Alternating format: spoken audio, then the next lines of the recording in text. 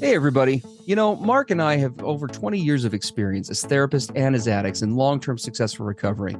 We know better than anyone what works and what doesn't to break out of porn and sex addiction, heal betrayal trauma, and reclaim your relationship.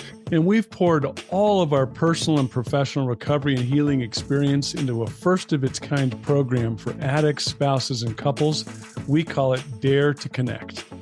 At least 4 times every week, we engage with you in real time, in the trenches, giving you the knowledge and the tools to take back your life and relationship.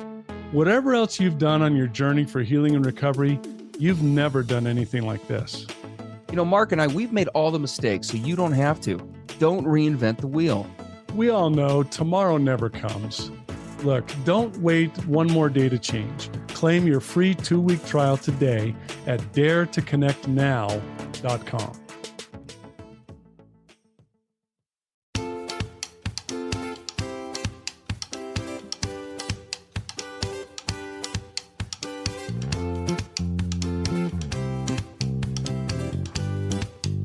Hey, everybody. I'm Steve Moore. And I'm Mark Castleman. We know the pain and heartbreak of porn and sex addiction. And we know the triumph of breaking completely free. Every day, we help our clients find hope and healing. Join us in the fight to take back your life, your marriage, and be stronger than ever. This is the PBSC Squared podcast.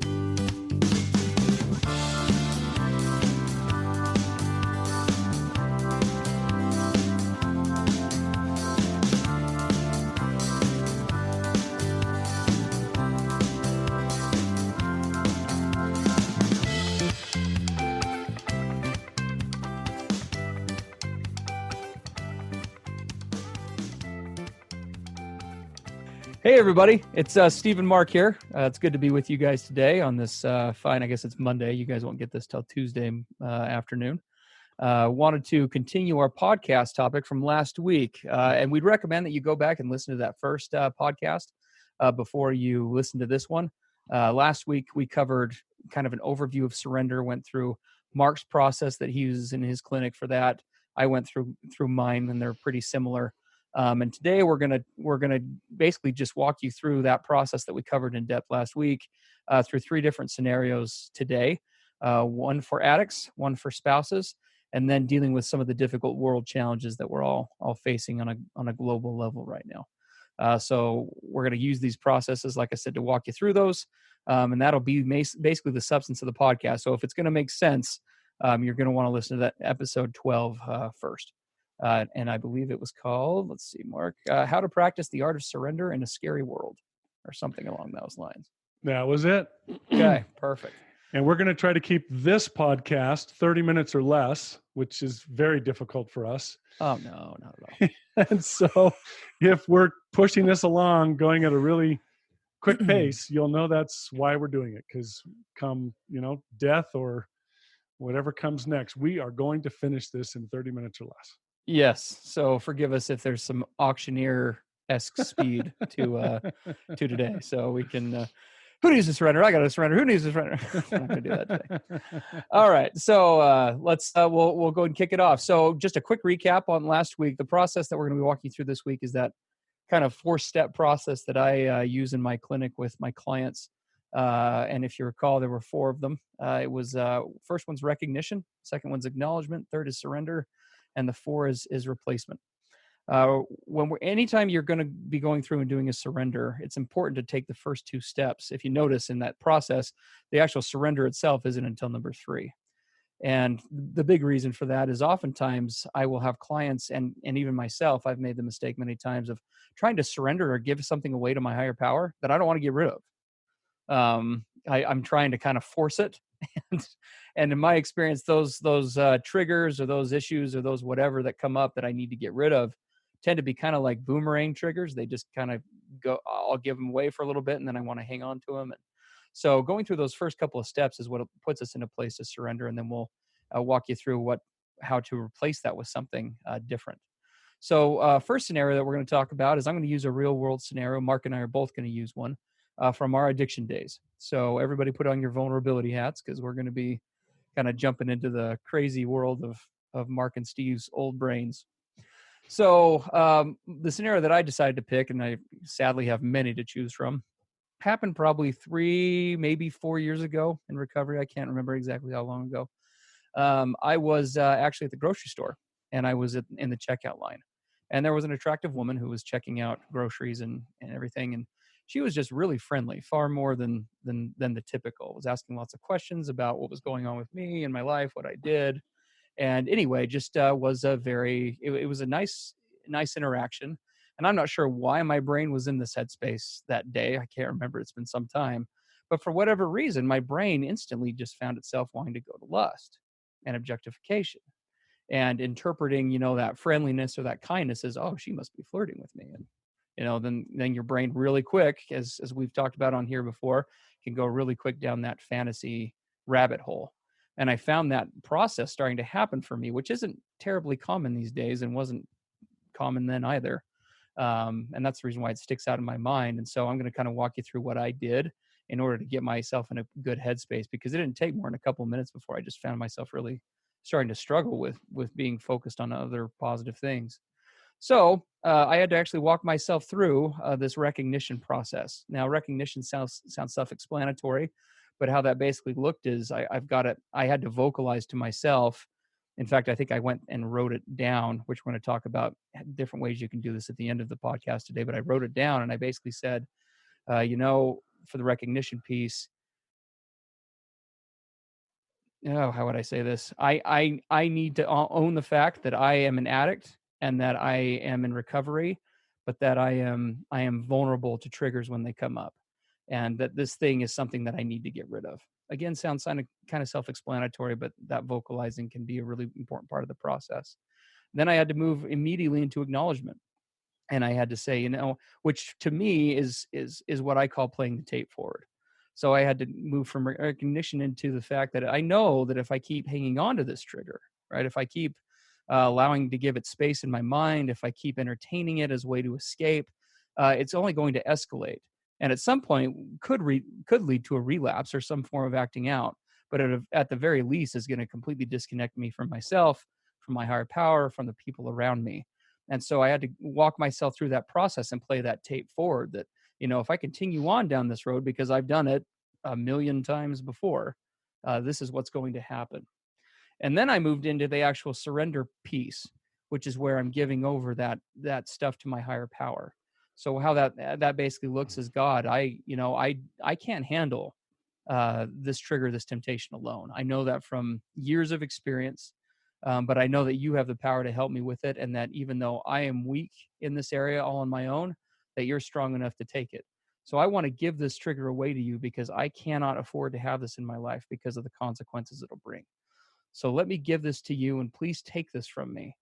And then I moved into the replacement piece, which looks like essentially, and help me, God, to see this woman not as the way that my brain is trying to see her right now, but help me to see her the way that you see her. Help me to see her as someone with equal standing, with equal value to myself, somebody with worth and hopes and dreams, and somebody who's not deserving, a daughter of God, if you will, who is not deserving of those kinds of thoughts, and frankly, that I'm not deserving of them either, because it degrades both of us. And so crack the window a little bit and on your view about how you see her, and help me to adopt that and to see her in that light, so that I can remove that objectification. So that was kind of me going through, not too fluidic, but just giving a quick recap with those. These others will probably be more fluidic as we go on. Mark's going to kind of walk through the same process with an example from his life, and I think that'll probably be a little bit more coherent without having to make those pauses. Yeah. So as I think about this process with regard to my past experience, one of the things that I've had to make a part of my recovery, very much a part of it, is we talk about this recognition piece. I like to call that recognition piece mindfulness, right? Instead of Yeah. just being caught up in your brain, that little computer, and having it run the show, getting to the place where you can become more aware Yep. of thoughts and tendencies and habits that you have that you can easily fall into. And so one of the challenges I've had over my lifetime because of the way I was raised is that I have always had a real problem with confrontation. So if you're in a conversation and it becomes argumentative and then it becomes, screaming and yelling and there's just a great deal of tension, my tendency, in my life has been to run away. Right? I'm Yeah. not doing this. I don't want to have anything to do with this. I'm done, and to just turn and walk away. Yeah. And if I'm in a, in my heavy addiction years, if I was in a confrontation, I was very vulnerable afterward to go and act out in my addiction Yeah. because it was so traumatic, because it called up so many memories from when I was a kid that I would want to go soothe it afterwards. So what I learned to do, and this will be an interesting concept for the people listening. I actually like to practice what I call pre-surrender. So if you know that you're going into a vulnerable situation where, for me, for example, things could get confrontational. So let's say that I know I'm going over to visit my in-laws. And I know that there's a good chance that maybe that could get a little bit confrontational, maybe some conflict, and I'm going to be vulnerable as a result. Yeah. Like you go to the in-laws, or some conflict develops, and then you excuse yourself like you got to go to the bathroom, and then what are you doing in the bathroom? You're looking at porn on your phone because the situation was so traumatic. Yeah. Wanting to And escape. so knowing that you're going to go into that situation, you pre-surrender. You're like, okay, you know what? I could be vulnerable going into this situation. I know the feelings that'll probably come to me. And if they do, here's what I'm going to do. And you walk yourself through the scenario in your mind before you experience it. We call that pre-surrender. So that's just a little tidbit that Absolutely. I've used really successfully and with my clients. So I recall an experience probably about a year ago where there was a really confrontational situation that I was faced with family.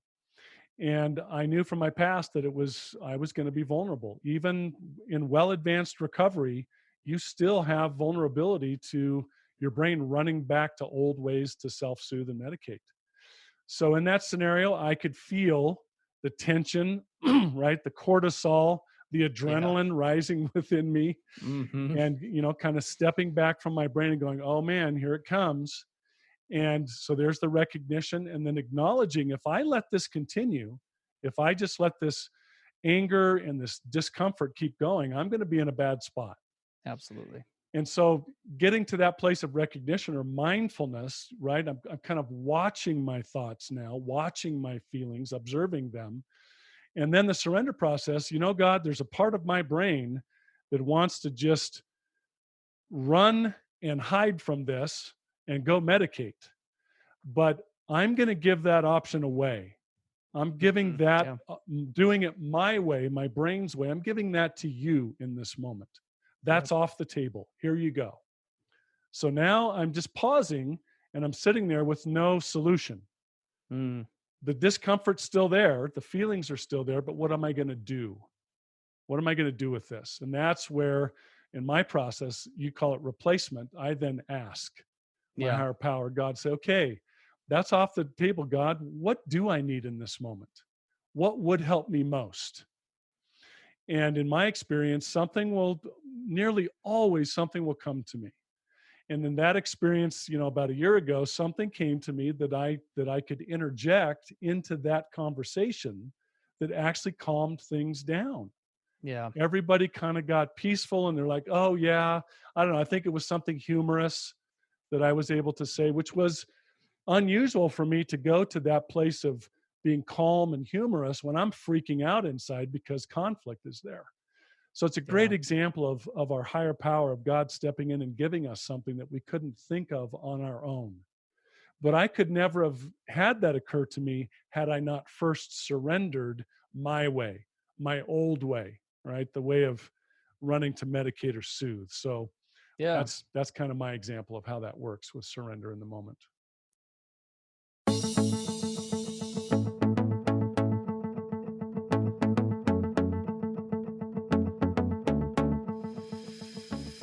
Hey everybody, Mark and Steve here. Are you looking to take your recovery and your marriage to the next level? We work with individuals and couples one-on-one. With both in-person and online therapy options, you have access to the experts anytime, anywhere. To learn more, visit us at pbsepodcast.com.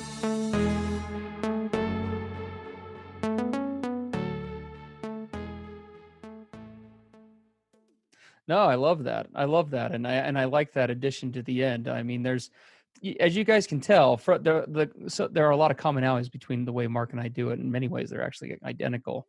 But one of the most important pieces with surrender, if you're talking 12-step language, is you have to be able to work a good step one. And what we mean by that is there has to be that acknowledgement that this is something that is completely out of my control to fix or change. That if I'm left to my own devices with this thing, I'm not going to be able to overcome it or let it go or show up or whatever the scenario is calling for. I'm not going to be able to be authentic without that additional help. So I need that help, and then there needs to be that openness. I love how you put that, Mark. That there needs to be an openness to what will be given. Maybe I'm too demanding in my surrenders. I don't know.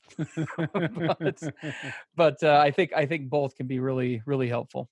Okay, so we'll kind of keep these more fluid now that you have an idea of how Mark and I go through this. So the next one we're going to cover is the life of a spouse. And as we've talked about before, Mark and I are obviously not you dear spouses who are struggling with a partner who's struggling with an addiction, an active addiction. But we do have a ton of empathy for you, and have worked with many of, maybe you personally, if you're listening, and we'd like to work with you if we haven't, if you find yourself in this position. So drawing on that experience is kind of how we'll give this. So the scenario would be the following. Wife is married to her husband, and the husband has a history with pornography and masturbation, right, which is pretty common among other forms of acting out. He's been trying to get sober and is in the early process of recovery, but is struggling to really maintain that long term. And the scenario that we're giving specifically here is that he comes to you and walks through the door, after work, and he has all those telltale signs, right, that we all know. Maybe it's the puppy dog eyes. Maybe it's the can't make eye contact. That was a big one for me. I could not look my wife in the eye when I had to disclose a relapse. She always knew. Within 10 seconds of walking the door that something was wrong. I was a lot worse at hiding that than I thought I was. But so he walks in, and you just know, right? You have that sinking pit feeling in your stomach that just like, oh crap. And then he goes through and he says, here's where I'm at, right? And this is what happened. Or maybe you found out about it all on your own and he didn't even disclose it to you. In either case, this will work identically. Obviously, that news is going to be devastating no matter where you're at in the recovery process. Relapses, slips, pornography, masturbation, these forms of acting out, these forms of betrayal will never be anyone's favorite fun fact, ever. Unfortunately, they are sometimes a part of the process of recovery as we try to get a better handle on it. And maybe that spouse isn't even in a place of good recovery, but it is something that you spouses deal with all too frequently. And so if I'm a wife who finds myself in that position, I'm going to use this exact same process. The good news is what we're teaching you guys today works whether it's addiction related or not. And this is how it would look for me using those 4 steps that I already listed. And I'll just kind of give it to you in one big long surrender. So God, as you know, my husband has just relapsed with pornography and masturbation, and I am feeling hurt. I'm not sure where to go. I'm not sure how to manage. And I know that in the past, when these things have happened, when my husband has made these choices, I have had a really hard time with isolating, not just from my husband for safety reasons, but from everybody. I start to shut down. It's difficult for me to concentrate on my kids or my job, and I have a hard time being able to function in other areas of life. I know that if I hang on to these feelings, that condition will just get progressively worse. But the more that I try to bury the anger or the frustration about his relapse or the sadness or the hurt, I'm going to only find myself in a deeper, darker place than before if I try to take that on. I know from my recovery process that what my husband does with his recovery and whether he acts out or not is strictly his business. But there's a part of me that's struggling to not feel like I'm somehow responsible as his sexual partner to some degree. So I want to give these feelings of insecurity, God, away to you. I can't handle them. They're toxic to me. They're hurtful to me. They don't do anything good for me, and they will actually end up disrupting not just the relationship in my marriage, which may need some safety or some boundaries right now, but it's going to disrupt that relationship with you and with others. And I don't want to go there. I've been there too many times in the past, and I know that I can't handle it, but I know that you can take it. So I want to give that to you. Help me to uh, give up these things that I cannot control and place them in your hands. Please take them from me and help me to uh, be able to focus on those other things in my life, to be able to be authentic in my other relationships, to acknowledge and have compassion with my own trauma while not pulling away from everyone that can be a support to me. Help me to give those things to you so I can continue to be me. And then if we're talking about a replace type of scenario, then I would conclude it with the following. Help me to see this situation the way that you see it, uh, through a lens of love and a desire for my marriage to be better. Help me to recognize and hold my husband accountable in the ways that need to be, and help me to be able to give away any toxicity that accompanies that is not helpful. Help me to see the situation the way that you do, and to have that again, that lens of accountability and love, but also at the same time, holding him accountable and being able to stay me, because I need to be able to stay me for my family, for myself, for everyone around me.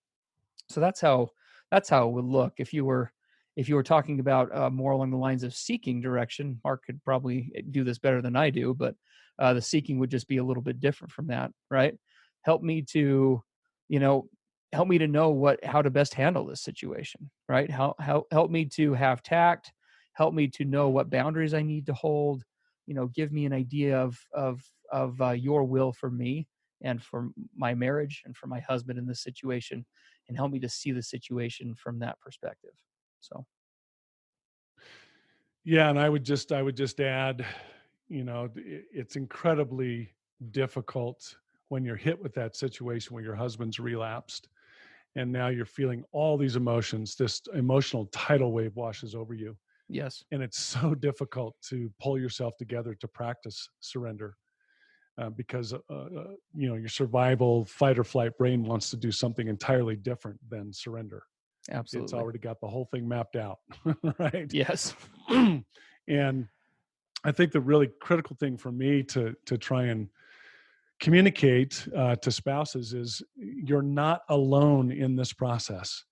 The thing is, it feels so lonely, like Yes. you're just all alone in it, and it's just all focused, on you. But that's why the surrender process is so amazing, is that if you can pause and just stop for a moment and then align with that higher power, with God, you suddenly realize I'm not alone in this. I have Yeah. resources that I can draw upon. And so I love how you presented that. So let's jump real quick, from those two examples to one that we're all facing right now, just general world conditions and all the stresses that are around us.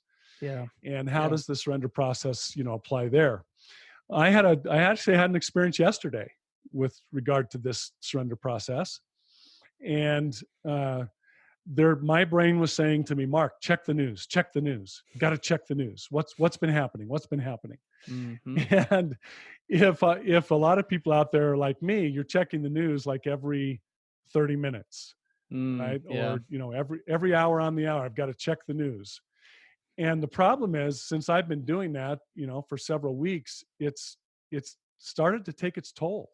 Yeah. I've started Yeah. emotionally drained, started to feel just a heaviness, even had a little bit of headache stuff going on. Totally. And it's just like, I cannot keep doing this.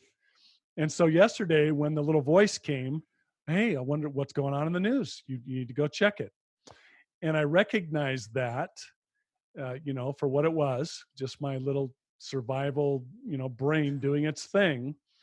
And Yep. I was like, wait a second, wait a second. If I keep giving in to this urge to go check the news, it's going to start to have some really negative impact not just, having a little bit of a headache or feeling emotionally drained. Yeah, This could actually start to lead me down the track to a slip or a relapse if I let it go for quite a while. for sure. I'm starting to get cranky with the people around me. I feel myself getting moody. I mean, all this stuff is starting to happen. And so when I recognized it, I acknowledged where it could lead if I let this keep continuing. And then comes surrender. It's like, okay, there's a part of me that just can't hardly resist going and looking at the news, but I'm not going to do that. Yeah, I'm going to yeah. give that away. So it's like, God, here, my urge to look at the news, I'm putting it on the sacrificial altar. It's yours. Mm-hmm. That option doesn't exist. Yes. So what do I need? Obviously, my brain is firing off and wanting to soothe itself by going and looking at the news so it can feel better. So I need something. What Mm-hmm. do I need in this moment? And what came to me in that moment when I'd given up the, look at the news option was, hey, you had that great audiobook that you've been listening to lately. You need to put in your earbuds and get out your back door and go for a walk. I'd actually Yeah. live on a park. Like, go for a walk. Just let it all go and just Mm. listen to your book and relax and be at peace and go do that. And so, after having practiced this over the years, we know that the most important part can be when that alternative comes, rather than letting your brain argue with it and talk you out of it. I did it. It's like, you know Yeah. what? Okay, here Yeah. comes the earbuds. Feet carry me out the door. We're going Mm-hmm. for a walk. With the brain screaming and kicking the whole way. No, we got to check the news. And I went out for a walk and had a really peaceful experience. And the cool part is, here's what you'll notice about surrender: when you do it once, you'll find that it's easier the next time. So that little voice after my walk a while later came back and said, you could check the news right now. And because I had surrendered it earlier and gone out and gotten some renewal and some recharging, it was easier for me the next time it came to just dismiss it. Yeah. Actually, I really didn't have to go through some big surrender process. It was like, nah, we're not going to check the news. I got better things to do. So you gain some momentum in this surrender process. It's kind of like this: success breeds success. One victory then makes the next one easier for you. And so Yeah. that was experience I had. No, I love what you're saying, and it brings up an important point. Oftentimes one of the reasons why we deep down, even when we feel like we want to give a trigger away or a situation, right, that we can't control, it's human nature to want to control, right? We're Yeah. kind of we're kind of wired that way, and addicts are kind of the king of that. We want to bend the situation to our will, and there's a lot of fear that comes from turning that over, right? Because if I'm going to surrender something to a higher power or to God, as I understand Him, then I've got to be working on that, actively nurturing that relationship to some degree, and working on and building that, whatever that looks like for me, right? Be that God or something different.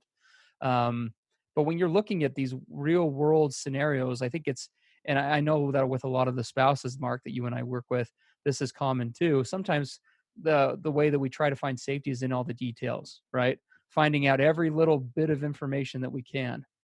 But the problem is that and for some of those questions, there simply aren't answers for various reasons.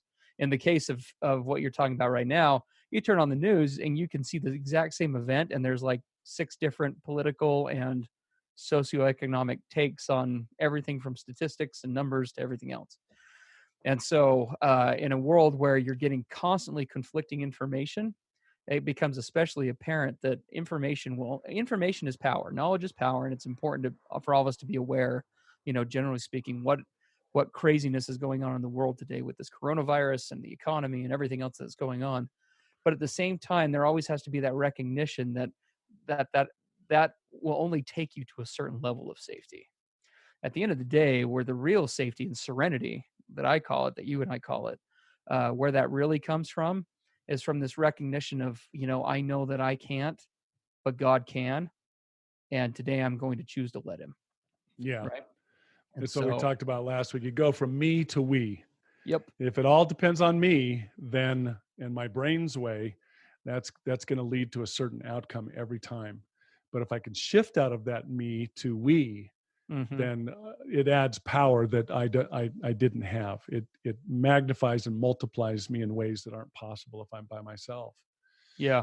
So if Absolutely. we're running up on our commitment to keep this under 30 minutes. So if we're going to talk about an assignment, what you and I talked about was sometimes it can be really hard in the moment to go into the surrender process when your emotions are overwhelming you and your brain's trying to take over. One of the practical ways we've seen to do this is when you feel these kinds of triggers or urges or emotions washing over you, just stop and journal this process out. Write it down. What am I feeling, right? Go through recognition and acknowledgement as we've described, go through Uh-huh. the surrender process and the replacement. Do it in writing. Yeah. That way you can stop, you can consider, you can get your thinking in a more present place, and journaling it out is a really helpful way to do that. So Yeah. for the first 2 or 3 or 4 or 5 times that you want to do the surrender process, write it and carefully write it through. And then what you'll find is the more you do that in the writing, you'll find that you'll find yourself doing it in the moment when you face one Yes. of the situations because you've practiced it in the journaling. So Absolutely. that's the assignment.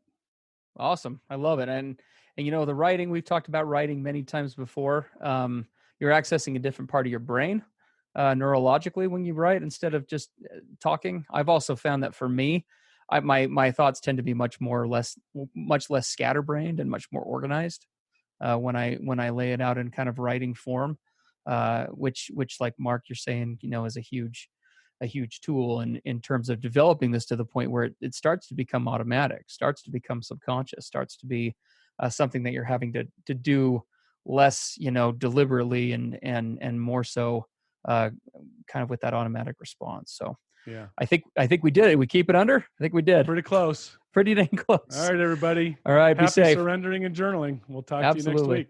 Bye bye. That's all for today. Thanks for joining us. And remember, the opposite of addiction isn't sobriety, it's connection. Together, we can do the impossible. To learn more about Mark and Steve and to listen to more podcast episodes, visit us at pbscpodcast.com.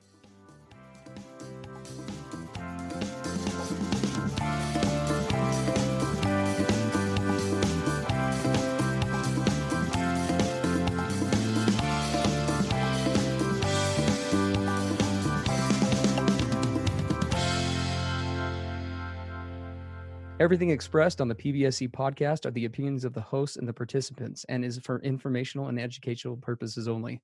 This podcast should not be considered mental health therapy or as a substitute thereof. It is strongly recommended that you seek out the clinical guidance of an individual qualified mental health professional. If you're experiencing thoughts of suicide, self-harm, or a desire to harm others, please dial 911 or go to your nearest emergency room.